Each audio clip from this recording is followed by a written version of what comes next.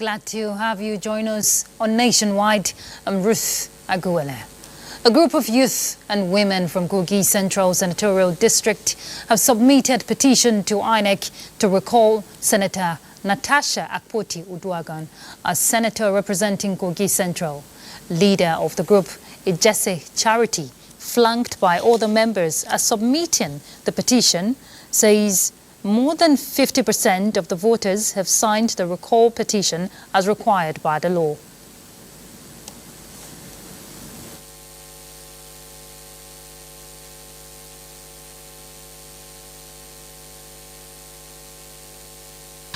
Senator Natasha Akpoti-Uduaghan, we have come to submit a petition of loss of confidence. The entire people of Kogi Central have lost confidence in her. We've submitted that petition.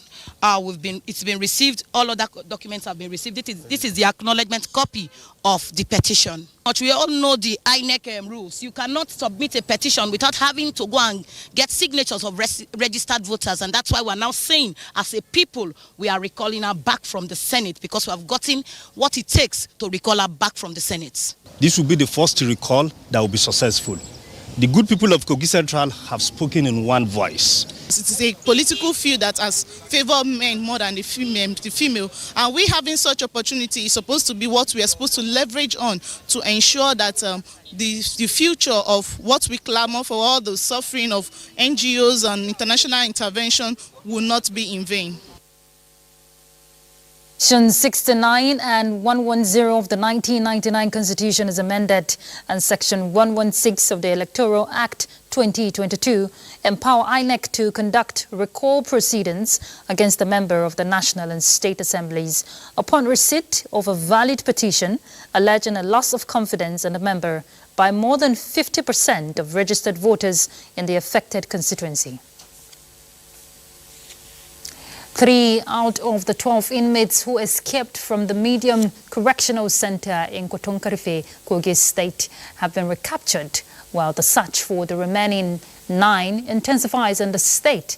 Jonathan Omajali will tell us more. The Koton-Karfe Medium Correctional Facility housed 243 inmates until the early hours of Monday, when 12 inmates escaped after killing the security guard on duty. Lost one personnel. What happened after they manipulated the key, they tied 2 of my personnel who were on duty up, strangled 1, and then made good their escape routes. The incident has raised growing concerns, serving as a grim reminder of previous jailbreaks at the facility. 3 of them have been recaptured, remaining 9, and they will also be recaptured because the search party, they are in town. All the exits have been cordoned off, and we are having very good synergy with all the security agencies to make sure that these inmates that escaped are recaptured. Apart from getting to the root of it, they must recover every other. The remaining 9 must come back to custody immediately. Disturbed by the attack, the Ohimegeigu of Koton-Karfe has directed local chiefs and security personnel to step up efforts to recapture the fleeing inmates. On my part, I have sent messages to the village chiefs around the facility. The chief of Osuku, Onzo, Ogbendu, and Pareke, so that if they see any of such, they report immediately. The last attack on the facility was in 2016. Jonathan Omajali, NTA News. Following that development, the Minister of Interior, Olubunmi Tunji-Ojo, has ordered immediate probe into the jailbreak incident at the Koton-Karfe Correctional Center in Kogi State. The minister describes the incident as unfortunate and vows to ensure all fleeing inmates are captured, leveraging the service's robust biometrics and already deployed technology solutions. In a statement by his media aide, Babatunde Alao, the Minister of Interior has also directed the Acting Controller General of the Nigerian Correctional Service, Sylvester Nwankuche, to visit the facility in Kogi to evaluate the situation and commence a comprehensive audit to unravel the events that led to the incident. In other news, Chairman CEO Nigerians in Diaspora Commission Abike Dabiri-Arawa says over 956 Nigerians have been evacuated from Libya in the first quarter of 2025 alone. A move courtesy of the International Organization of Migration, IOM Nigeria, and the National Commission for Refugees, Migrants and Internally Displaced Persons. A statement issued by the Commission indicates that the returnees were brought back home in 6 tranches. Dabiri-Arawa reiterated the Commission's persistent advice to Nigerians to avoid dangerous and deadly migration routes, such as Libya, a war-torn country dealing with many struggles. The intelligence response team of the Nigeria Police Force has intercepted a group of suspected kidnappers on their way to Benin from Abuja between Kogi and Edo states. In a fierce encounter, the kidnappers were overpowered by the police, leading to the arrest of 7 suspects. Francis Fom reports that at a briefing in Abuja, the force public relations officer Olumuyiwa Adejobi says among the items recovered from the suspects were 1 AK-47 rifle, 1 British DSS rifle, 2 pump-action guns and 2 single-barrel guns.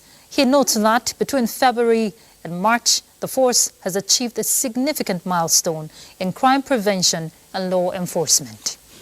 557 murder/homicide suspects, 286 rape suspects, 276 suspected cultists, and recovery of 333 various firearms. The force was also able to recover 200 stolen vehicles and rescue 324 victims of kidnapping.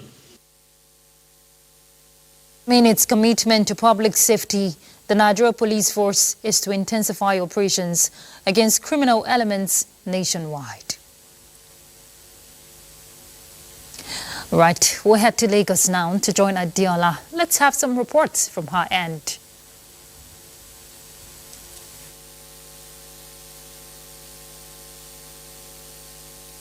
Join Adiola. Let's have some reports. Target for ending HIV/AIDS as a public health threat by 2030 requires a multifaceted approach which include reducing new HIV infections and AIDS-related deaths and ensuring access to treatment and care for all. With about 5 years to the deadline, the United States, a major contributor of funds for the fight against the disease in Nigeria, has decided to quit funding. The Nigerian government has come up with plans to bridge the gap. Hengino John Adams takes a look at what has been done and other alternatives. Patrick Akpan is a Nigerian living with HIV. Together with Oluseye Kadri, they have over the years benefited from the free HIV treatment program of USAID.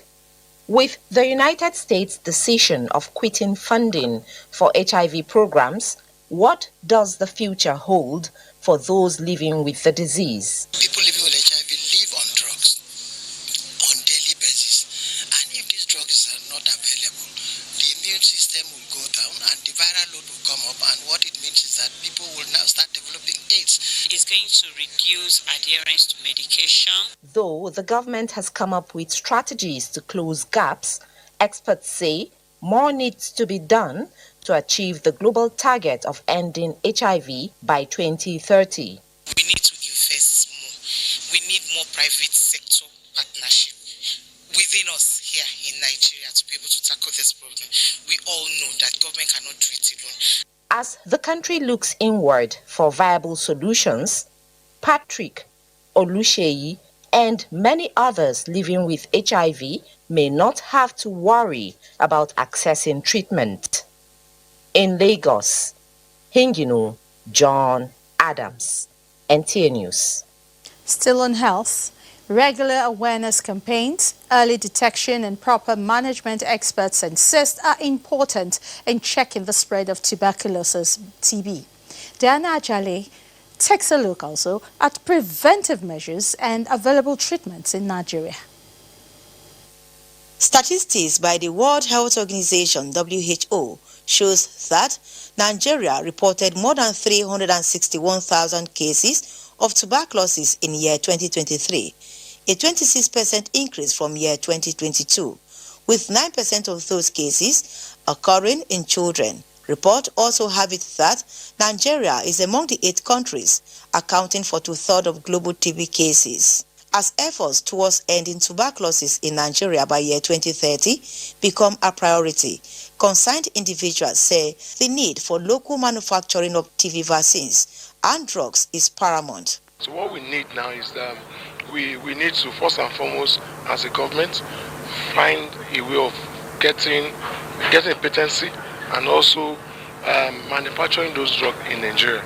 Yes, we can end TB, invest, commit and deliver. And for us, this is a rallying call, a call to action, particularly given the shifts that we're seeing in the global health financing space. Permanent Secretary, Lagos State Health District 6, speaks further on possible strategies and steps taken so far by Lagos State government in curbing the spread of tuberculosis in the state. We've gone around most of the local governments. We are there just to make sure that people know that TB is out there. TB doesn't need stigmatization. TB is a disease that can be cured, and treatment is free of charge. Experts, however, advise individuals with prolonged cough, fever, and unexplained weight loss to seek medical attention, as early treatment of tuberculosis can help reduce the spread of the disease and improve chances of recovery of sufferers. In Lagos, Diana Ajale, NTA News. And we are done with our contributions from Lagos for now. Nationwide will continue after this time out. To stay with us.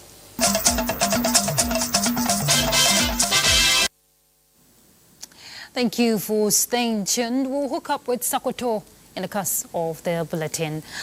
Don't forget, today is actually World Tuberculosis Day, and Nigeria's First Lady, Oluremi Tinubu, has taken her advocacy against tuberculosis to the grassroots, seeking to build a community-based coalition against the global epidemic. She led a critical stakeholders to Sauka village here in Abuja for a community outreach as part of events marking this year's World Tuberculosis Day. We'll bring you the full package of that report in the course of the bulletin. Now, do you know that every second an African is dying of tuberculosis, which is curable and preventable? With dwindling external funds, prioritizing domestic resource mobilization, guests on NTA's Good Morning Nigeria believe will help mitigate funding gaps and position the continent towards ending TB by 2030. Lydia Sampson has more for us.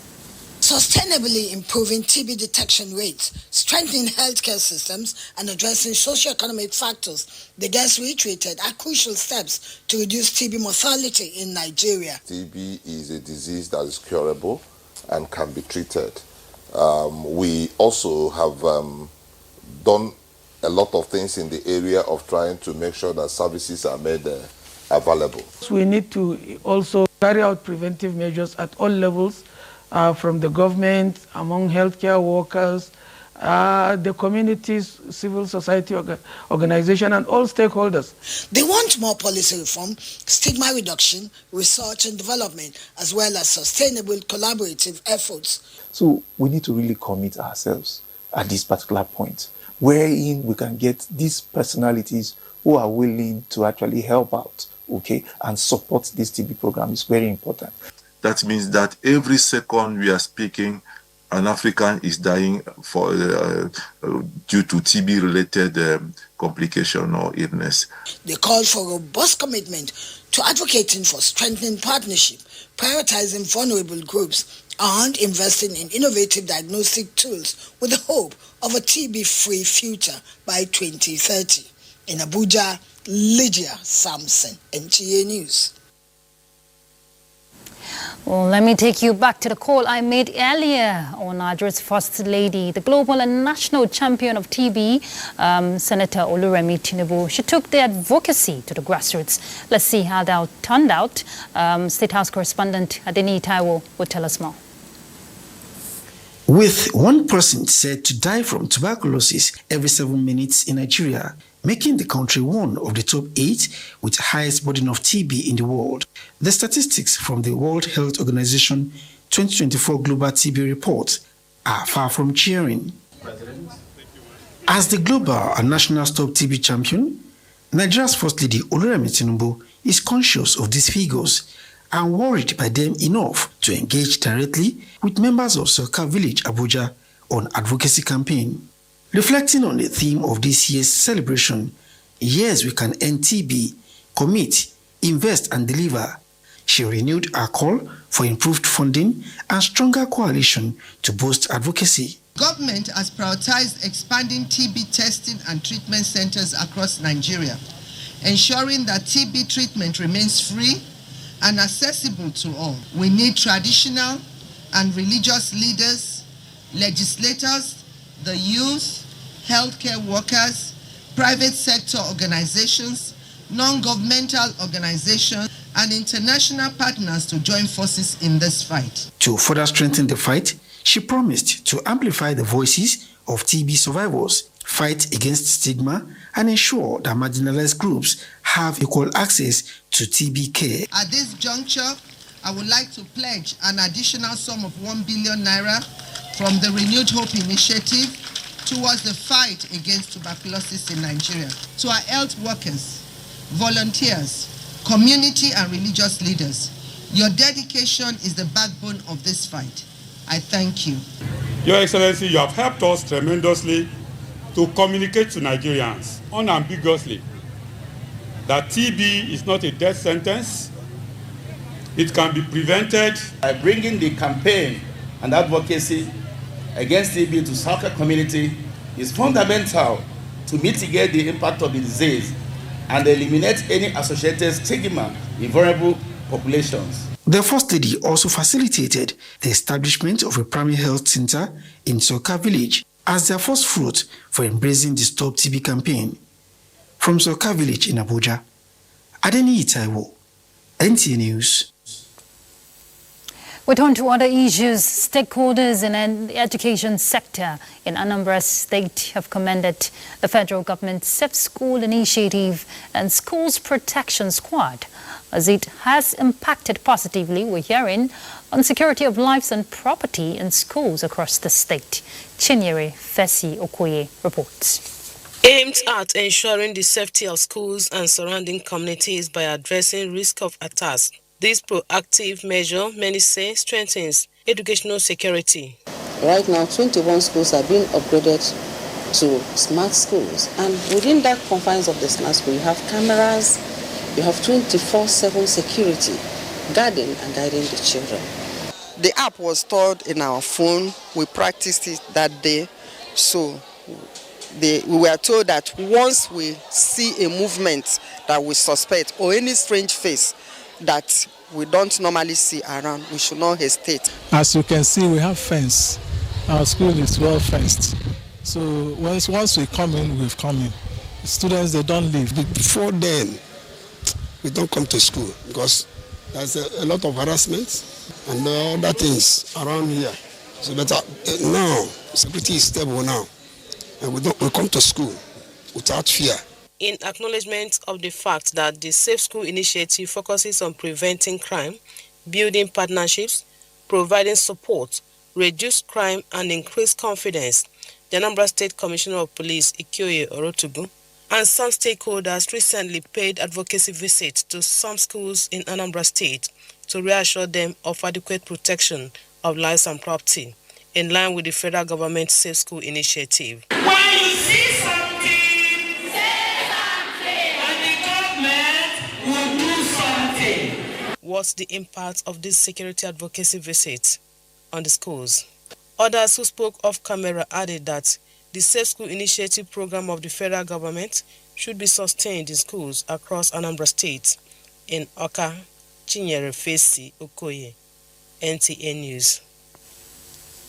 And still staying in Awka, since we're hearing that schools are beginning to be safe for students, let's join our correspondent Chinyere to give us more insight. She joins us live from Awka.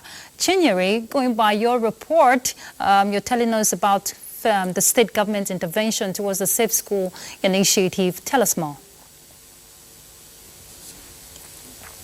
Ruth, and welcome to Anambra State. The Safe School initiative in Anambra State, many attest, has been very commendable and yielded positive results.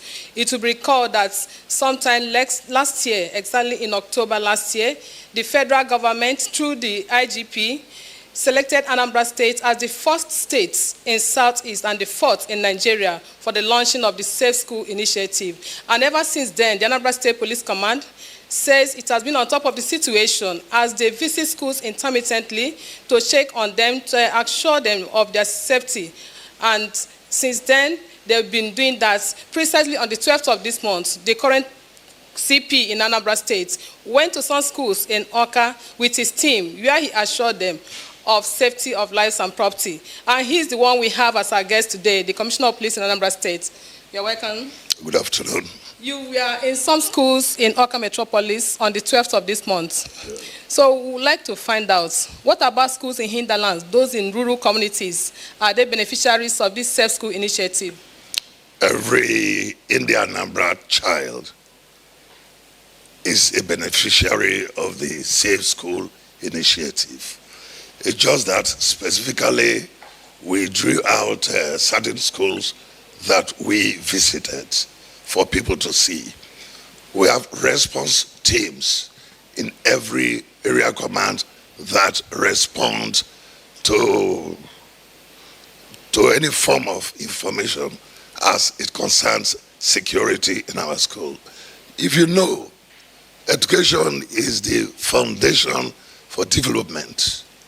And whether you like it or not, in this part of the world, formal education is so far the veritable means to development, for providing platform for our children, for the future generation. So the IGP, in his current bid to create safer schools in Nigeria, initiated the program, and I think we are keen into it. So we don't joke with the safety of our children and our schools. We are everywhere. I know nothing good comes easy. In the course of achieving this target, are you being faced with any challenge so far in Anambra State? I would say no on one hand. I would say yes on the other. No, because the people are available. Indian Anambra wants to learn. You remember, if you check records very well, Anambra State has moved on the ladder of enrollment in education, has moved, and that comes with information, flow of information. Then the other part, I would say, no, yes, challenges, access to information. And there is this negative information on no schools. So we try to debunk and give them new orientation. So as I talk to you now. All right, we apologize for the loss of audio there. The Commissioner of Police, Awka, was just speaking to our correspondent, Chinyere Fesiokwe, on the initiatives done so far by the force in the state to ensure schools are safe, especially for schools in the hinterlands. We have to cut that off now. Okay. The federal government has officially flagged off the reconstruction of the 125 kilometers Benin-Asaba Expressway, a vital road corridor in the southern part of the country. Let's hear from Kenneth Enani. The 125-kilometer Benin-Asaba dual carriageway will serve as a major link between the southeast, south-south, and some parts of the southwest of Nigeria, connecting vibrant economic regions of the country. President Tinubu, represented by Governor of Edo State, notes that the federal government has prioritized infrastructure development, especially road construction, as a catalyst for economic transformation. We are gateway to the nation. Minister of Works David Umahi is optimistic that the project will enhance transportation, economic growth, and regional integration. There is no section from Lokoja, to Benin, to Warri, to Bayelsa, to Rivers, to Akwa Ibom, and to Cross River. There is no section that President is not working on. Major stakeholders in the areas appreciated the effort of the current administration towards infrastructure development. Kenneth Nani, NTA News. And still on infrastructure, it is now a dream come true as businesses and residents along Ohanku Owerri Aba Road we here are elated. Now this is because the road was last rehabilitated over 20 years ago, leaving many in the area in penury and difficulty. Ikechukundukwe has an update for us. This is what the road looks like in the last 20 years, with residents suffering one form of mishap to the other. No person, no single person or motor or car or even bicycle, no they pass here before. Hopefully, we are expecting that the next 2 months from now, we will round up the project. The Abia state government is targeting to link the commercial city to Okwa East and easiest routes to the neighboring Akwa Ibom and Oyibo in River State through the Ohanku Road. For residents, it is a promise kept, recounting their audio 2 decades ago. Before you go to, before you reach Tongwa Road, you must jump, or you will see that many people will carry people for back or something like that. But now, there is nothing like that. When completed, business activities is expected to resume fully in the area. Ikechukundukwe, NTA News. Relief came to some Islamic women groups in Lokoja, courtesy of the son of the President of the Federal Republic of Nigeria, Sheikh Tinubu, who presented some consumables to them for the Ramadan fast. Solomon Ayedehi monitored the distribution. Let's see that. Ramadan package, courtesy of Sheikh Tinubu, son of President Bola Ahmed Tinubu, was delivered for onward distribution to some women groups in Lokoja by the head of administration, Bat Medic Otokiti Mustafa.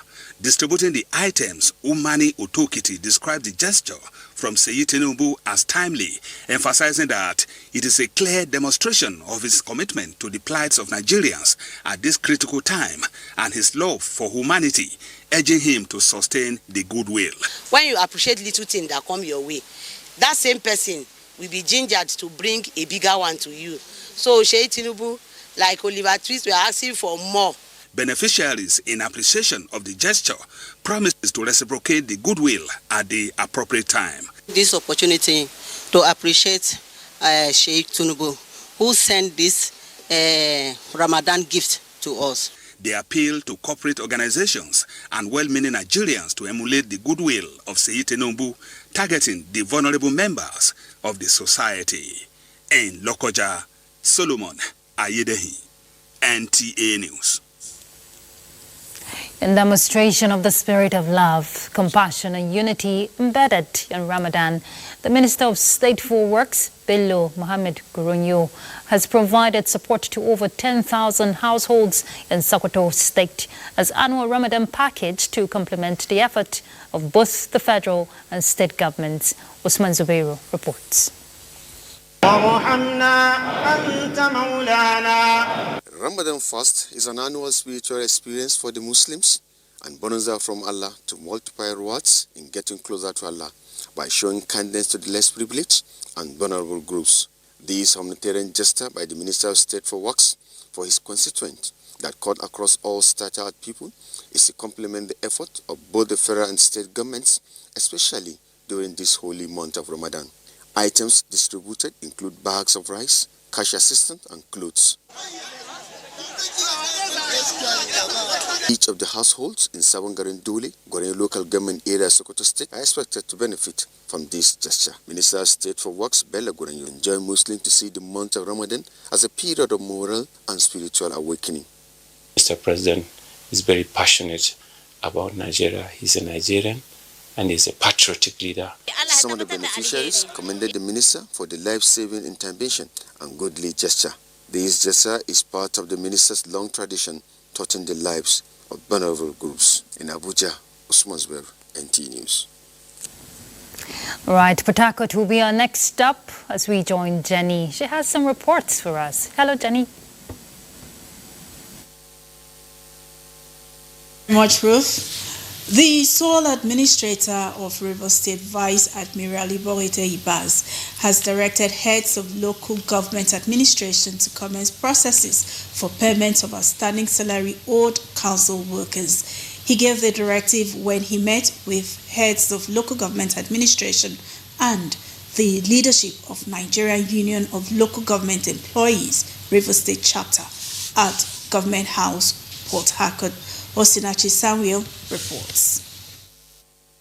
The sole administrator, Vice Admiral Ekte Ibaz, says he is aware of the hardship faced by workers in the local government councils who had been owed salaries due to withholding of the state allocation, describing the situation as unfortunate. He pledged to promote the culture of transparency and accountability, while warning against reckless spending of public funds at the local government levels. He said he is already working out necessary modalities that will ensure effective monitoring, accountability, due process, and zero tolerance for recklessness in the handling of public funds across the local government areas. I hereby direct further that all local government areas furnish my office with the wage bills by way of a brief through the office of the head of service. This will enable me to acquaint myself with the situation, as this is my debut dealing with such a matter. All such submissions should be supported with relevant documents to provide clarity and ensure accuracy. He says Rivers people deserve the best of service from those who are saddled with responsibilities of public leadership and must do so selflessly. President of Nigerian Union of Local Government Employees, Rivers State Chapter, Comrade Clifford Paul, who is also the head of local government administration in Port Harcourt Local Government Council, thanked the sole administrator for directing the immediate payment of their salaries. In Port Harcourt, Osinachi Samuel, NTA News. Equality Month is a vital time dedicated to raising awareness and celebrating the achievements of women across all sectors. This month, the spotlight is on the current efforts towards eliminating gender bias and promoting fairness in every aspect of life. Chidebe Onya in this report takes a look at the current status of gender equality in Nigeria with a view to achieving global goal of 5 of the Sustainable Development Goals. Gender equality means women having same opportunities in life, just like the men, without any form of discrimination, including the ability to participate in the public space. The United Nations has placed gender equality and women's empowerment at the heart of its efforts to accelerate progress universally. Nigeria, like many African countries, is patriarchal with men in dominant fields, which continues to negatively impact the participation of women in nation building. Constitution of Nigeria specifically said it, equality before everybody. But are we having it? The average woman does not know what they possess and their power of being there, of their being. So I think that's a summary of what the problem women have. In the opinion of some women advocates, Gender Equality Month, aptly observed annually in the month of March, is aimed at empowering women and girls for the acceleration of Sustainable Development Goal 5 before the year 2030.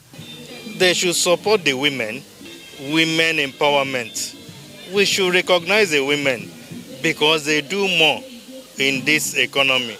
To achieve this, we have to still continue specifying that more women, more girls should be ready to go into a position of power. To actualize gender parity and respond to the challenges faced by women, there is an urgent need for the women to be adequately incorporated in the activities and affairs of the society without any form of discrimination. In Port Harcourt, Chidiebere Onyia, NTA News. The reports from Port Harcourt, Jos, is up next on Nationwide after this break.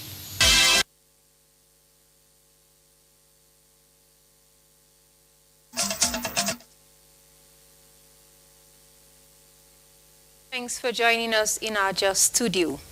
Jos University Teaching Hospital says it will sustain awareness on kidney disease in view of its vital role in humans. This was during a sensitization on kidney-related diseases in Jos. Bilkisunuhu has more. The event, which took place at the hospital premises, brought together healthcare professionals, patients and community members who were enlightened on the functions of the kidney as well as ways to maintain a healthy lifestyle. In a health talk, experts highlight the vital role of the kidney in filtering waste from the blood, regulating blood pressure, and balancing electrolytes. They educated participants on the importance of staying hydrated, maintaining a balanced diet, engaging in regular exercise, and avoiding excessive alcohol and smoking, which can negatively affect kidney function. As part of the event, Jute Hemodialysis Unit offered free kidney function screening to help individuals detect issues early and adopt preventive measures. When I saw the banner outside about the kidney awareness, I have to just come and check my kidney, and the experience was wonderful. I came around to check my kidney and I informed some of my friends, and good enough, we are all here together to run the kidney test, which so far so good. Consultant physician and nephrologist emphasized that early detection and lifestyle modification can significantly reduce the risks of chronic disease. We also want people to be abreast of the epidemic of kidney disease in our environment. The fact that kidney disease is becoming a growing concern in our environment, letting people know what risk factors there are and then how to mitigate kidney disease. In Jos, Bilkisunuhu, NTA News. National Youth Service Corps has commenced 2025 first quarter health initiative for rural dwellers in Mangu local government area of Plateau State. Indayang and Evacuation has details. The Health Initiative for Rural Dwellers program, which began in 2014, focuses on delivering medical outreach services, health education, and preventive care to rural dwellers with limited access to healthcare facilities.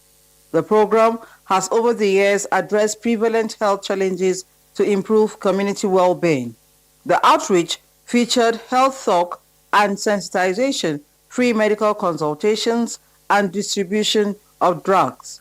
Local government officials, traditional rulers, and community members expressed gratitude to the NYSC for the initiative, noting that it was the first of its kind in the community and will go a long way in improving their health. Some of them, they least expect that this program is coming to their domain. That's the reason why you see some of them defer their market today in order to come. Let God guide them and protect them and give them even more knowledge in order to be helping people in the rural area. I am feeling more better than how I came into these premises. The NYSC state coordinator and other officials emphasized the scheme's commitment to building relationship with communities through quality healthcare services. In the 11 years history of the program, hundreds of thousands of rural dwellers have been able to access free medical care at low cost. He is also appealing to government and individuals to join hands with NYSC to actualize the Sustainable Development Goals of good health for all by 2030. In Jos, Indayang and the Abuja, NTA News. And that's our contribution from Jos. Ruth is still standing by in our Abuja studio.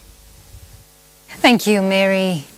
Yam, apart from being a major economic crop that is providing job opportunities and generating income to the teeming youths, also serves as a binding factor among the people of Nigeria. Dauda Mohammed reports on a new variety of yam that is gaining acceptance at the popular Kuta market in Shiroro local government area of Niger State. Yam is a popular staple food enjoyed in all regions of the country. However, yam has recently increased in price, especially in areas traditionally known as major producers of the crop. Kuta Yam Market, traditionally known to hold every Wednesday and Thursday, has in recent time witnessed a resurgence of traders from across the country with the new yam variety called Boss as one of its attractions. Before yam cheap, but now yam costs because of foil cost. Now yam cost. Before another yam day, now give I did before, but now another yam don't enter. It cheap small. So before it cheaper this year, but now. Okay. Tubers of yam is now more expensive than we usually buy before because farmers attributed it to high cost of production. The current economic realities, high demand and price have led to more youths engaging in farming generally. Now our youth are now using their hands and they are using what they have to go farm because of the economic of the town. For lovers of yam and pounded yam, Kuta is the ideal destination when buying the farm produce in large quantity. Dauda Mohammed, NTA News. As a lover of yam, I'm just curious, about the new variety. But let's join Dauda Mohammed now. He joins us live from Mina to tell us more about this variety. Dauda. Okay, thank you very much. The situation at the Kuta Yam Market is that of hustle and bustle. There are people that have come from far and near to come and patronize the Kuta Yam Market. We have principally two varieties of yams presently at the Kuta Yam Market. We have the Kwasi and the Boss. The Kwasi is a smaller type of yam that is juicier, but the Boss is bigger and fleshier and is more suitable, as people have said, is more suitable for pounded yam. And that has made the Kuta Yam Market a hub of yam lovers in Nigeria. Every week here, Wednesdays and Thursdays, is the Kuta Yam Market, and it has been like this for over 40 years. In the yam market itself, there has not been any challenge of insecurity. Everybody, they have a union here that watches out for the rights of both the buyers and sellers, and that has ensured tranquility and peace in the market. All right, thank you, Dauda. I can't wait to taste that new variety of yam. And you have to keep fit when you eat so much, right? You have to burn it. Let's do sports. That's next. The Super Eagles had a closed training section on Sunday as they prepare for their Group C match against Zimbabwe in the 2026 FIFA World Cup qualifiers.